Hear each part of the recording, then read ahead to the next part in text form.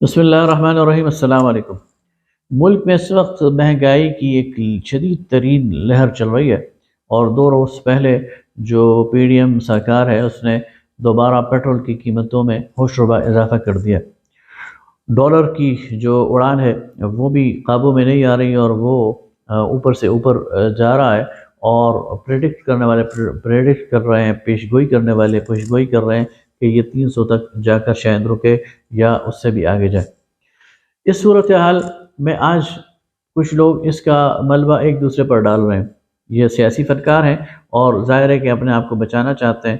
P D M جو ہے وہ عمران خان پر اس کا ملبہ ڈالتی ہے۔ گزشتہ 4 سال حکومت عمران خان کی تھی، اور اس نے بارودی سرنگیں بچھائی ہوئی تھی، اور اس کے نتیجے میں معیشت کا یہ حال ہوا، اور عمران خان اس کا سارا نزلہ پی ڈی ایم کی موجودہ سرکار پر ڈال رہا ہے، اور کہتے ہیں کہ ان کے 8-10 مہینے کی کارکردگی سے معیشت کا یہ حال ہوا۔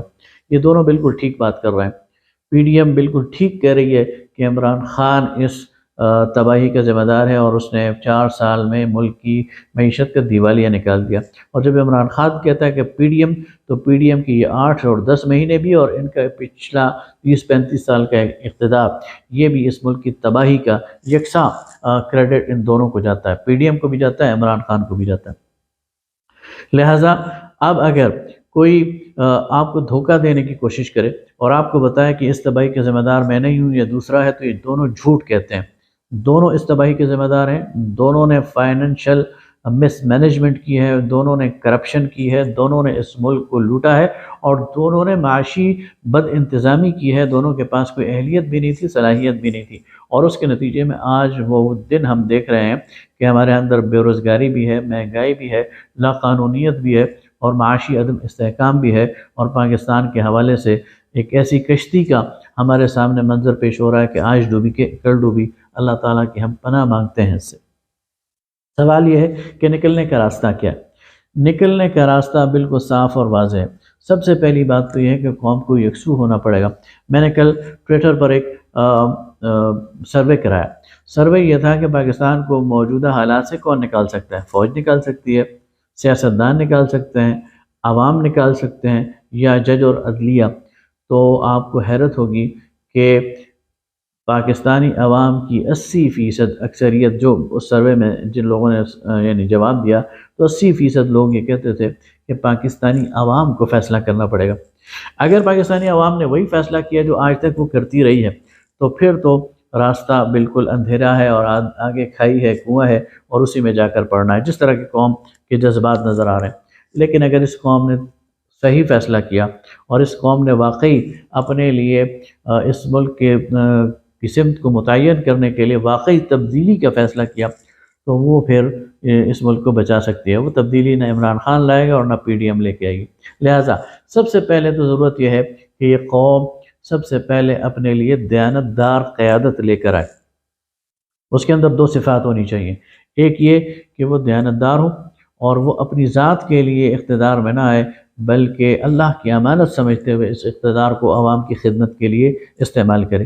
اور دوسری بات یہ ہے کہ ان میں صلاحیت ہو، وہ اس نظام کو ٹھیک کرنے کے اہل ہوں، ان کے پاس ٹیم ہو، ان کے پاس یہ جو آج کا اسٹیٹ کرافٹ کا سسٹم ہے، یہ بلو ایوریج لوگ نہیں چلا سکتے۔ اس کے لیے ایک ذہنی صلاحیت کی ضرورت ہے، اس کے لیے تجربے کی ضرورت ہے، اس کے لیے علم کی ضرورت ہے، اس کے لیے مہارت کی ضرورت ہے۔ تو آپ کے پاس جب تک وہ ٹیم نہ ہو جس میں علم ہو، جس میں تجربہ ہو، جس میں ذہنی استعداد ہو، اور جس میں مہارت ہو، تو پاکستان کی اس کشتی کو ساحل تک نہیں پہنچایا جا سکتا۔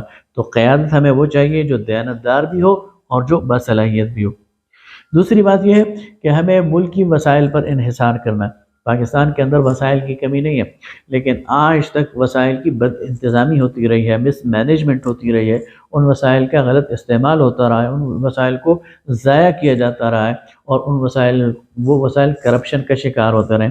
اگر وہ وسائل صحیح طرح سے مینج ہو جائیں، تو ہم اپنے اندرونی وسائل کی بنیاد پر، مقامی وسائل کی بنیاد پر، خود انحصاری کی بنیاد پر آگے بڑھ سکتے ہیں۔ تیسری بات یہ ہے کہ ہمیں قرض نہیں چاہیے، اور ہمیں تجارت کرنی ہے۔ ہمیں ایڈ نہیں چاہیے، ہمیں ٹریڈ چاہیے۔ تو ہم کسی سے بھیک نہ مانگیں، ہم کسی سے قرض نہ مانگیں، لیکن ہم لوگوں کو اپنے ساتھ تجارت میں انوالو کریں، دوسرے ممالک کو، دوسرے خطوں کو، اور تجارت کے لیے انہیں آمادہ اور تیار کریں اور اس کے نتیجے میں دونوں ممالک اور سارے ممالک کا فائدہ ہے۔ چوتھی بات یہ ہے کہ ہمیں درآمدات کو کنٹرول کرنا ہے۔ پاکستان میں اس وقت جو درآمدات کا بل ہے اس میں بہت ساری ایسی چیزیں ہیں جو پاکستانیوں کی ضرورت نہیں ہے، جو ایلیٹ کلاس کی ضرورت ہے۔ وہ کھانے پینے کی چیزیں بھی ہیں، وہ پرتعیش چیزیں بھی ہیں، وہ رہنے سہنے کی چیزیں بھی ہیں، وہ گاڑیاں بھی ہیں۔ وہ پرتعیش استعمال کی چیزیں ان پر فوراً مکمل پابندی لگائی جائے تو ہم اپنے امپورٹ بل کو بہت کم کر سکتے ہیں۔ ہم صرف وہی چیزیں باہر سے منگوائیں جو ہماری ضرورت ہے، جو پاکستان میں نہیں بنتی۔ وہ ادویات ہو سکتی ہیں، وہ پیٹرولیم کی مصنوعات ہو سکتی ہیں، وہ سائنس اور ٹیکنالوجی کی کوئی چیزیں ہو سکتی ہیں۔ اس کے علاوہ کوئی بھی چیز ہم باہر سے نہ منگوائیں اور اس کے متبادل پاکستان میں تیار کرنے کی کوشش کریں، تو ہم اپنے اس درآمدات کے بل کو، امپورٹ بل کو بہت حد تک کم کر سکتے ہیں، اور اس کے نتیجے میں ہم اپنے جو ہمارا جو خزانہ ہے اور اس میں جو ہمارا ڈالرز ہیں ان سب کو بچا کر رکھ سکتے ہیں، اور اس کے نتیجے میں ہم اپنی معیشت پر بوجھ کو کم کر سکتے ہیں۔ پاکستان ایک زرعی ملک ہے، اور پاکستان کی جو سرزمین ہے، اور خصوصاً پنجاب کی جو سرزمین ہے اور سندھ کا جو علاقہ ہے، یہ بہت ہی زرخیز علاقہ ہے، لیکن ہم نے زراعت پہ توجہ نہیں دی، اور اس کے نتیجے میں ہم بھوک کا شکار ہوتے ہیں، ہم اناج کی قلت کے شکار ہوتے ہیں۔ یہاں پر یعنی یہ بھی ہمیں دن دیکھنا پڑا کہ یہاں آٹے کے بحران آتے ہیں، حالانکہ پاکستان کو تو اس پورے خطے کو فیڈ کرنا چاہیے۔ اس کے لیے ہمیں پلان کرنا چاہیے، اپنی زراعت کو خاص طور پر ہمیں آگے بڑھانا چاہیے، اس کی ترقی کرنی چاہیے، اور خاص طور پر جو ہمارے اس وقت جو لینڈ مافیا ہے اور جو بڑی بڑی سوسائٹیز بن رہی ہیں اور جو زرعی زمینوں کو جو ہے وہ ہاؤسنگ کالونیز میں بدل رہی ہیں، یہ ایک بہت بڑا بحران ہے جو ہمیں پاکستان کو دیمک کی طرح چاٹ رہا ہے۔ تو ان ساری چیزوں کو پابندی لگا کر پاکستان کو ایک زرعی ملک کے طور پر اٹھانا چاہیے، اور ساتھ ہی ساتھ پاکستان کے اندر جو صنعتیں ہیں ان کو بھی پروان چڑھانا چاہیے، اور انڈسٹری کے لیے ایک پوری پالیسی دینی چاہیے۔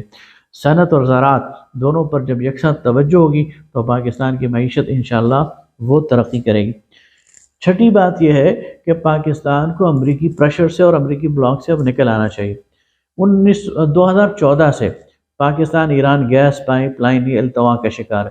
اگر یہ گیس پائپ لائن بن جاتی تو آج پاکستان میں انرجی کرائسس نہ ہوتا، آج پاکستان میں گیس کا بحران نہ ہوتا، آج پاکستان میں صنعتوں کو گیس مل رہی ہوتی، CNG مل رہی ہوتی، لیکن آج تک وہ جو منصوبہ ہے وہ التوا کا شکار ہے، اس لیے کہ ہم امریکہ کے پریشر میں یا دیگر مسلم ممالک کے پریشر میں، لہٰذا ہمیں اس پر بولڈ سٹیپ لینا چاہیے اور Iran Pakistan gas pipeline کو مکمل کرنا چاہیے۔ اسی طرح چائنا کے ساتھ، اسی طرح قطر کے ساتھ، اسی طرح وسطی ایشیائی ریاستوں کے ساتھ، اسی طرح ترکی کے ساتھ ہمیں معاہدے کرنے چاہیے، اور آپس کی کرنسی کا تبادلہ کرنا چاہیے، ڈالر کے چکر سے بھی نکلنا چاہیے۔ تو اگر ہم چائنا کے ساتھ میرا خیال میں کام کر سکتے ہیں کہ ہم ڈالر سے نکل کر چائنیز اور پاکستانی کرنسی میں تبادلہ کریں، یا ایران کے ساتھ بھی ہم یہ کام کر سکتے ہیں، تو ہم اپنے ملکی معیشت پر ڈالر کا انحصار کم کر سکتے ہیں، اور ہم پاکستان کی معیشت کو یعنی ایک نئی انرجی فراہم کر سکتے ہیں۔ تو یہ وہ ساری چیزیں ہیں جو ہمیں کرنی ہے، لیکن جو بیڈ راک ہے، جو سب سے اہم بات ہے وہ یہی ہے کہ ہمیں جو بنیاد کا پتھر ہے وہ یہ ہے کہ ہمیں اپنی قیادت کے انتخاب میں سوچنا ہوگا۔ انتخاب آ رہا ہے، اگر اس ملک نے اپنے لیے، اس عوام نے اپنے لیے دیانتدار اور باصلاحیت قیادت چن لی تو پاکستان عروج کے راستے پہ چل پڑے گا، ورنہ پھر کھائی ہے اور اس میں سب نے گرنا ہے۔